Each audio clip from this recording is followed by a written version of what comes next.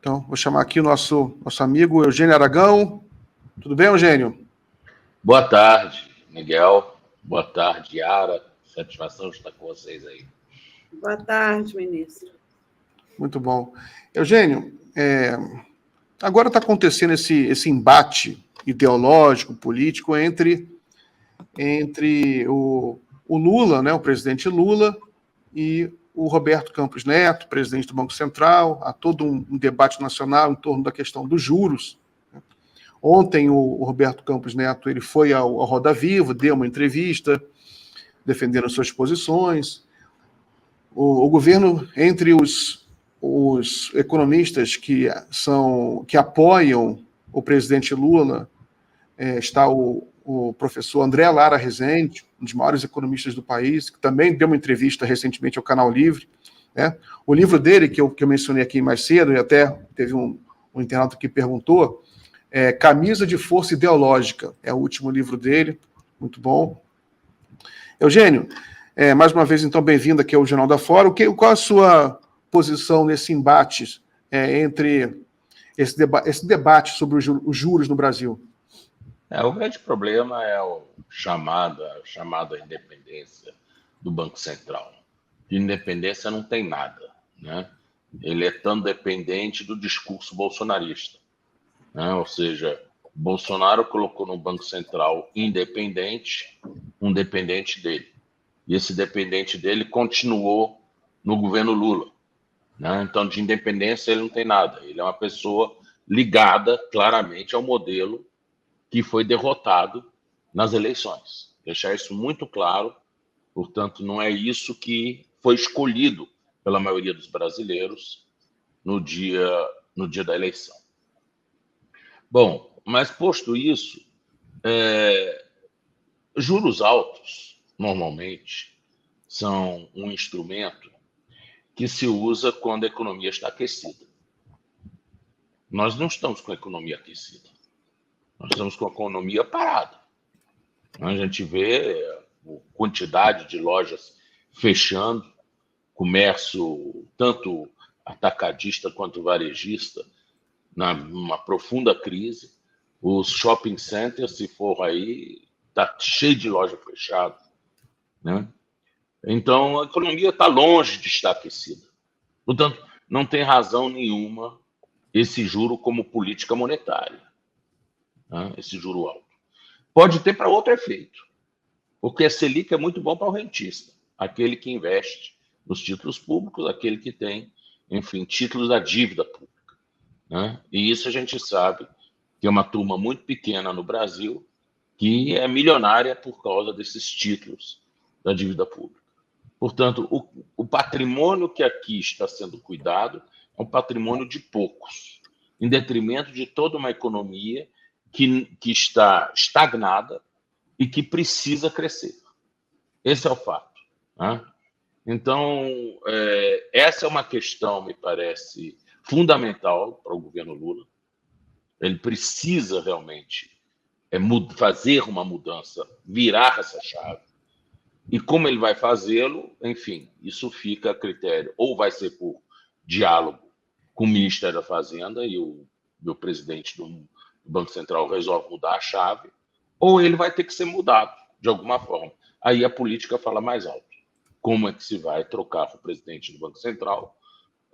Enfim, hoje existe esse marco normativo da sua independência, mas esse marco normativo pode ser tirado tranquilamente. Ministro, um tema que vive na pauta aí, mudando um pouco de assunto, é em relação à composição do Supremo.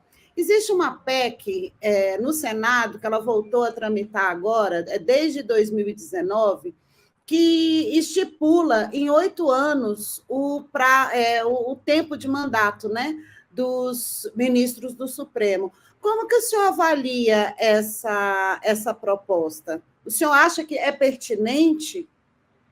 Olha, eu pessoalmente não acho que mandato venha a mudar a qualidade da jurisdição, né? Você tem países em que o mandato é vitalício, nos Estados Unidos é vitalício mesmo, Quer dizer, os juízes da Corte Suprema ficam lá até a hora de bater as botas, né? E tem outros países, como a Alemanha, que são mandados. Isso não altera a qualidade da jurisdição. O que está muito mais em jogo aqui é uma disputa sobre nomeações, né? Como os governos do PT de 2003 até 2016 conseguiram fazer 13 nomeações, isso daí mobilizou a direita, né? Sabendo que o eleitorado tende, com exceção, me parece isso aqui foi um caso absolutamente excepcional, o contexto de 2018, mas está tendendo a uma posição de esquerda, né? E que, portanto, nota-se que essa emenda de 2019 tirava, na época, do Bolsonaro a possibilidade de nomear mais ministros do Supremo. Ele ficou só com 2, né? Olhando com muita inveja aos 13 que o PT indicou. Então, é muito mais uma questão de disputa de espaço do que propriamente de qualidade de jurisdição. Eu não acho que isso muda nada. E mesmo porque, se tiver que mudar para 8 anos, ou seja lá o que for, os ministros que já foram nomeados antes, por uma questão de garantia da magistratura, da vitalicidade, todos os critérios que estão na Constituição, esses daí têm o direito adquirido a ficar até os 75 anos. Isso, quer dizer, os 8 anos podem ser a partir das novas indicações. E aí que está a grande disputa, né? Querer que o próximo presidente da República possa vir a ter indicações a fazer. No fundo, é isso. Né? É uma briga de poder. Eugênio, sobre as investigações do 8 de janeiro, né? Hoje a gente já trouxe uma notícia aqui de mais alguns presos, né? A Polícia Federal está avançando as investigações, né? E também há todo um desejo por parte do campo democrático de que haja punição, de que não haja anistia contra os culpados, né? E a gente estava conversando aqui sobre os culpados políticos, né, que às vezes são mais difíceis de serem investigados, serem punidos, né? Mas como você vê isso? Como você vê que é possível que as investigações do 8 de janeiro cheguem nos culpados políticos, né? Sobretudo o ex-presidente Jair Bolsonaro? Não, eu acho que está indo no bom caminho. De uma forma geral, eu estou vendo de uma forma bastante positiva a atuação do ministro Alexandre de Moraes, né? Existem algumas perplexidades no meio do caminho, como, por exemplo, as 700 denúncias que o Ministério Público fez, mas essas denúncias tinham que ser feitas por causa do prazo da prisão preventiva, né? Quando alguém está preso, a denúncia na Justiça Federal tem que ser feita no prazo de 10 dias. Então, senão, tem que soltar. Para não soltar, tem que fazer a denúncia. Então, eles foram denunciados. Por via das dúvidas, como o ministro Alexandre de Moraes está com os inquéritos, denunciou essas pessoas todas junto ao Supremo Tribunal Federal. Agora, de per si, a gente não pode dizer que essas pessoas elas têm foro no Supremo Tribunal Federal, né? Essas pessoas, o juiz natural delas seria a primeira instância, né? Então vamos ver como é que o Supremo vai receber essas denúncias. Se vai realmente conservar todo mundo no Supremo, vinculado com coautores que têm foro por prerrogativa de função, como Carla Zambelli, como Eduardo Bolsonaro, como Flávio Bolsonaro e Mourão, né, e Nicolas, né, que são, enfim, da base bolsonarista, que participaram de todo esse processo de desgastar a justiça eleitoral e tem mandato eletivo no Congresso Nacional. Por conta desses, vai atrair todo mundo para o Supremo Tribunal Federal. Ou se o Supremo resolverá simplesmente ficar só com alguns e passar outros para a primeira instância. Eu acho muito difícil o Supremo Tribunal Federal julgar 600, 700 pessoas, tá? Dentro de um processo desse. Nós vimos que o Mensalão que tinha 40 denunciados, demorou quantos anos para chegar à fase decisória, né? Começou em 2005 e acabou em 2011, não é isso? 6 anos para terminar.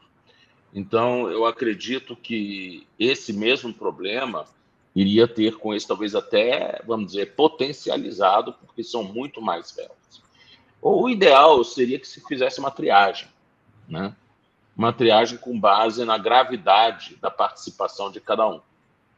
Aquele que, vamos dizer, foi mero acompanhante da multidão e depredou uma porta, depredou uma coisa, vamos dizer, de menor valor, né? Esse pode, talvez, escapar com crime de dano. Crime de dano, aí caberia, evidentemente, algum tipo de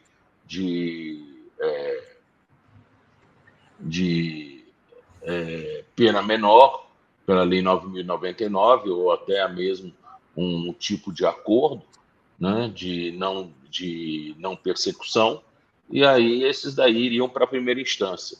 Ficariam realmente no Supremo Tribunal Federal só os empresários que financiaram, que ofereceram ônibus, que colocaram seus caminhões nas BRs, e os políticos que articularam esse golpe, né? Deixar esses maiores no Supremo e deixar aquela massa menor, né? Desde que não tenha sido, vamos dizer, uma participação mais expressiva, deixa esses menores na justiça de primeiro grau. Agora, isso também vai ser um problema, né? Porque, vamos dizer, mesmo que seja menor, digamos que sejam 600, distribuir 600 denúncias para a 10ª e 12ª Vara de Brasília vai certamente atormentar os respectivos juízos, né? Porque é muita gente, é muito processo. Ministro, é uma coisa que eu acho que todas as pessoas se perguntam, né? Quando vai haver punição para os militares envolvidos nessa trama golpista, né? E às vezes é muito difícil para a gente compreender por que eles não são tratados como um cidadão, como eu, como o Miguel, como as pessoas que estão aqui no chat. O senhor pode explicar para a gente por que eles têm um sistema jurídico diferente do nosso, mesmo cometendo crimes que uma pessoa comum cometeu? Não, veja bem, eles têm realmente a justiça militar, mas a justiça militar ela se restringe aos crimes que estão no Código Penal Militar, ou seja, aos crimes militares, né? Para os crimes civis, eles não vão para a justiça militar, eles vão para a justiça civil, né? Então, o que pode acontecer é um agravamento da situação para eles, porque um crime praticado por eles pode ser um crime, né, de sublevação na jurisdição penal militar e pode ser um crime, né, de ataque ao Estado Democrático de Direito na justiça civil. Ou seja, eles vão ter provavelmente uma pena até mais alta, né, se a gente for estritamente vamos dizer, pelo sistema normativo, né? Agora, aquela coisa, né, a gente sabe que responsabilizar militar não é uma coisa fácil. A gente está com problema com isso desde a Constituinte de 1987-88. Né? Punir militar realmente é uma questão de saber quem é que vai colocar o guizo no gato, não é isso? Agora, eu tenho para mim, sim, que chegou um momento de, desta vez, a gente não repetir os erros que fizemos no passado, quando o governo civil voltou ao Brasil, depois de 21 anos de governos militares, que a gente simplesmente passou a mão na cabeça, né? A lei de anistia teve uma interpretação, inclusive pelo Supremo Tribunal Federal, a meu ver, extremamente equivocada, porque a lei da anistia falava em crimes políticos e conexos a crimes políticos. Esses crimes, crime de tortura não é crime político, não. Crime de tortura é um crime, na verdade, de abuso de poder, portanto, diz respeito a crime contra a administração.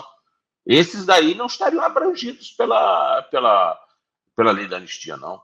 absolutamente numa interpretação sistemática, não estariam abrangidos, não. Mas o Supremo, ainda naquela onda do, vamos dizer, da anistia para os dois lados, entre aspas, né, resolveu dizer que todos esses atos da ditadura estavam abrangidos pela lei de anistia de 79. E agora nós temos um problema, né? Vamos voltar a essa senda, deixar isso acontecer de novo? Me parece que não. Primeiro que os militares que estavam na ponta desse movimento são militares, alguns da reserva, outros reformados, né? Militares reformados que não têm mais... Os militares reformados não estão mais sujeitos à disciplina militar. Eles podem perfeitamente se responder só na justiça civil. Os da reserva é diferente, que os da reserva estão sujeitos ao estatuto militar, né? Então, eles podem praticar crimes militares também, né? Então, tem que ver a situação de cada um deles, né? Não é uma coisa que a gente possa passar a régua e dizer que os militares todos vão ser responsabilizados de uma forma só. Alguns vão ficar na justiça militar somente, outros vão ficar na justiça civil somente, e outros vão ficar na justiça civil e militar concomitantemente. Agora, isso é um assunto realmente para o Procurador-Geral da República saber desenhar isso muito bem, combinado com o Procurador-Geral da Justiça Militar. Não é isso? Muito bom. Eugênio, você foi um dos coordenadores da campanha do presidente Lula, né, na área jurídica, né, sobretudo. Eu queria que você falasse para a gente como foi essa experiência, quais foram os principais obstáculos ou dificuldades que você identificou, né? Alguma coisa que você acha que a legislação eleitoral é falha ou poderia ser aperfeiçoada, e como você viu a atuação do presidente do TSE, né? Atuação muito intensa, muito firme, mas como você avaliou a atuação do Alexandre de Moraes como presidente do TSE? Olha, houve um aprendizado muito grande, né, de 2018 para 2022. Né? Em 2018, estava todo mundo perdido. Parecia que estava todo mundo no meio do mato, sem cachorro, vendo esse impulsionamento gigantesco de redes sociais pelos bolsonaristas. Se tirava 2 ou 3 e eles aumentavam para mais 100, né? Ou seja, era como, de fato, como se costumou dizer, era um trabalho de secar gelo, né? Não se conseguia lidar com isso. Na campanha de 22, a gente aprendeu alguma coisa. Primeiro que a gente teve um assessoramento muito bom, né, da doutora Fernanda Sarkis, do marido dela, que são estudiosos dessa dinâmica de redes fascistas, né? Trabalhou na campanha de Portugal do Partido Socialista e foi contratado, então, para a campanha pelo nosso escritório, né? E nos ajudou a mapear essa rede. Essa rede foi toda ela mapeada dentro da nuvem do ecossistema, com seus respectivos arcos de narrativa, como é a dinâmica, como isso funcionava. E a gente ia diretamente nas fontes, naqueles atores principais, para derrubar aqueles arcos narrativos e, com isso, paralisava toda a ação da rede bolsonarista. Isso funcionou muito bem dessa vez. Nós vamos ver que praticamente todos os nossos pedidos foram conhecidos e deferidos. Tivemos 115 liminares no curso da campanha, dado pelos mais diversos ministros e confirmados pelo plenário. E também as ações de investigação judicial eleitoral estão todas elas muito sólidas. Foi um trabalho de equipe feito pelo nosso escritório e o escritório do doutor Cristiano Zanin. E foi um trabalho que funcionou de uma forma muito harmônica. Claro que, vamos dizer, numa campanha sempre a temperatura está muito alta. Às vezes a demanda do pessoal da propaganda, ou seja, dos publicitários é uma, e a gente às vezes tem outro entendimento na área jurídica, e isso às vezes gera até conflitos internos na campanha quanto à estratégia a se utilizar. Uma coisa é a estratégia publicitária, outra é a estratégia jurídica. E isso realmente foi algo que, vamos dizer, como em toda campanha, trouxe algum tipo de obstáculo. Mas, de uma forma geral, a gente conseguiu lidar bem com isso. Eu acho que a campanha foi vitoriosa, sobretudo pela capacidade do Supremo Tribunal Federal colocar um freio nos abusos da propaganda eleitoral de Jair Bolsonaro e e do vice-presidente dele, do general Braga Neto. Walter Braga Neto. E também, por outro lado, também essa capacidade do jurídico de identificar claramente, com a ajuda da doutora Fernanda Sarkis, claramente os pontos que seriam os alvos diretos das nossas ações para retirar sites do ar.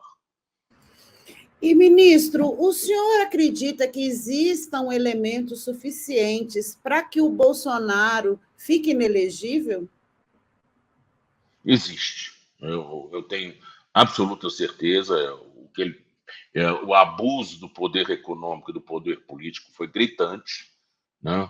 O uso, e agora ainda se chega à conclusão que foram usados ainda, agora com os dados do cartão corporativo, se verificou ainda mais grave ainda, foram usados R$700 mil do cartão corporativo diretamente em despesa de campanha, né? Então, isso misturado com as benesses que foram dadas, como, por exemplo, o crédito consignado ligado ao chamado ao Auxílio Brasil, não é isso? Tudo isso claramente com o objetivo de comprar votos, né?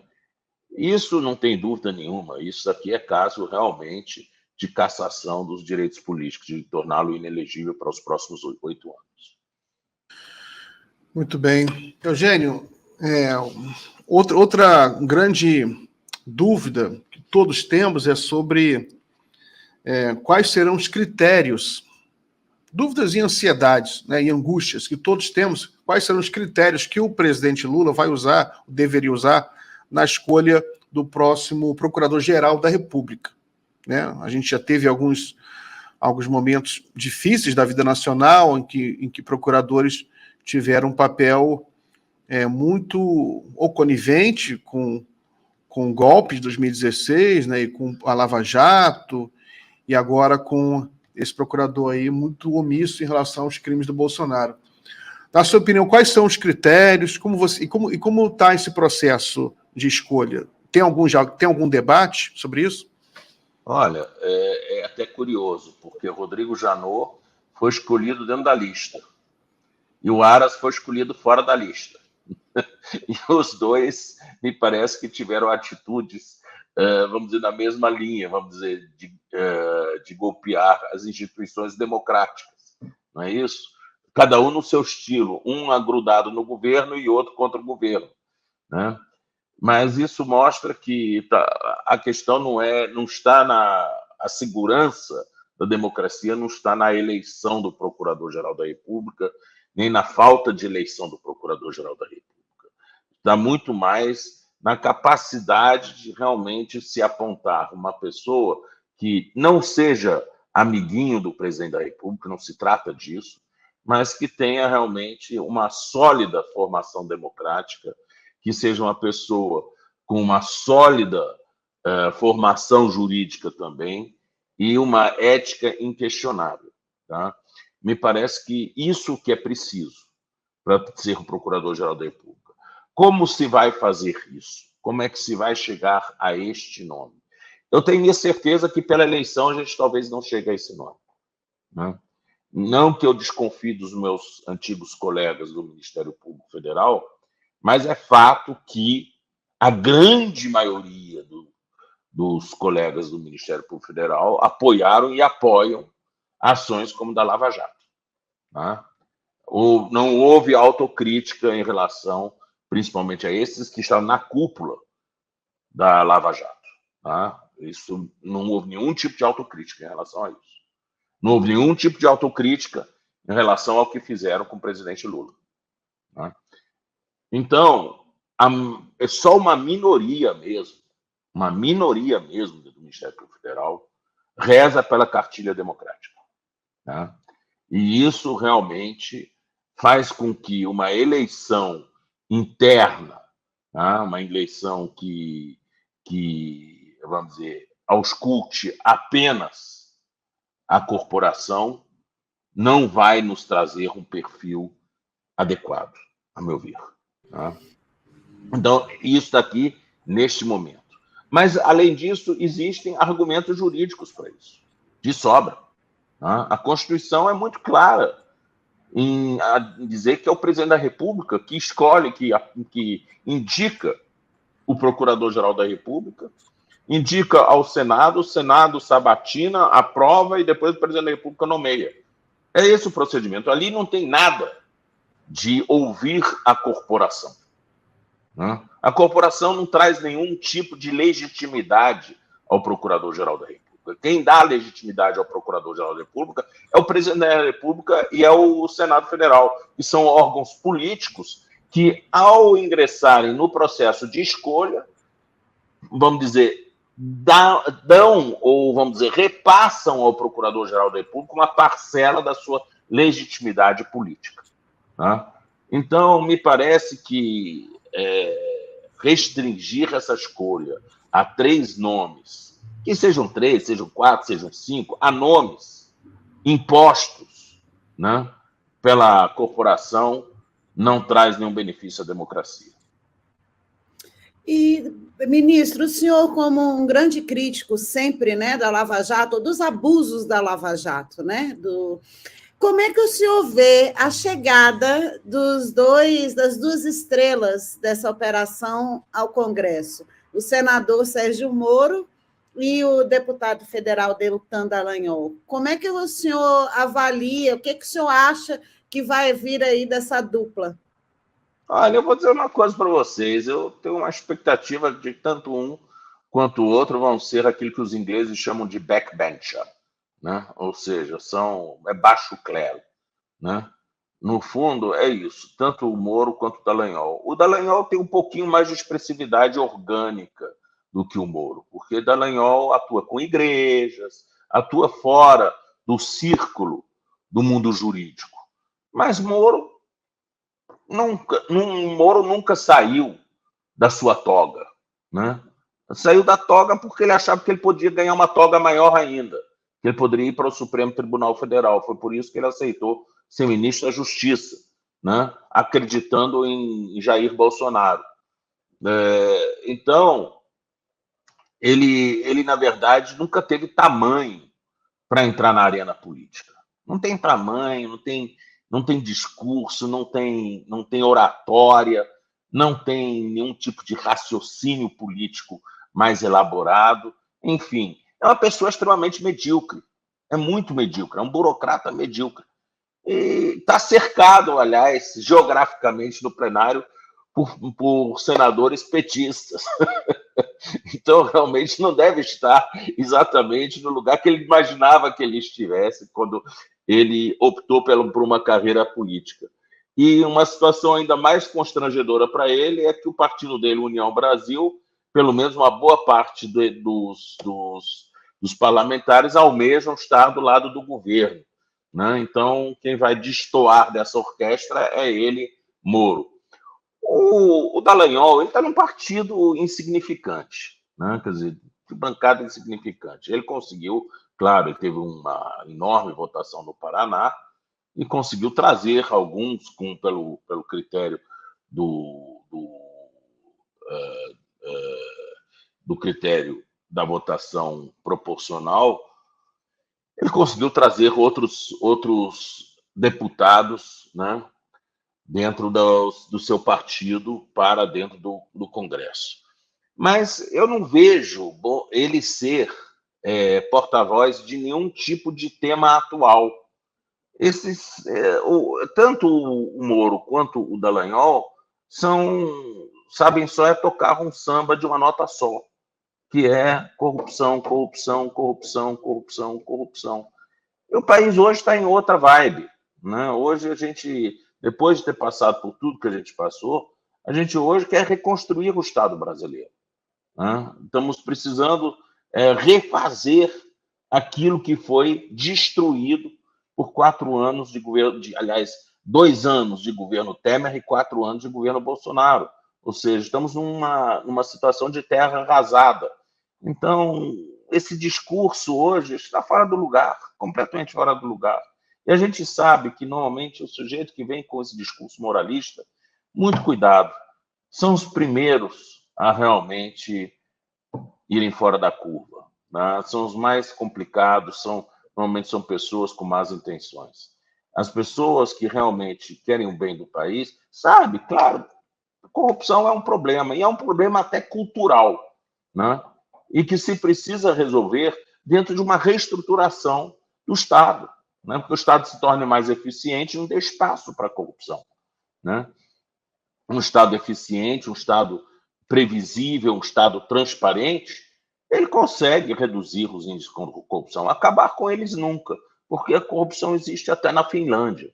Portanto, não é especialidade brasileira, né? Existe isso no mundo inteiro. Agora, a gente consegue controlar, baixar os níveis ao máximo possível, aumentando a eficiência do Estado. Então, é isso que hoje está na pauta. O Estado tem que ser eficiente, o Estado tem que servir aos que realmente dele precisam, que são os mais vulneráveis, né? O Estado precisa proteger o patrimônio nacional, que é o meio ambiente, tem que garantir, né, uma existência condigna para os povos indígenas, para os quilombolas, né? É isso que o Estado tem que fazer, é uma política muito complexa, e me parece que o discurso desses 2 atores não contribui em nada para isso. Muito bom, Eugênio. Eugênio, agradeço muito a sua participação. Vou começar aqui um novo bloco com outro entrevistado. Muito obrigado por ter aceito o nosso convite. Grande abraço. Disponha. Tá, abraço para vocês também. Tchau, tchau. Tchau.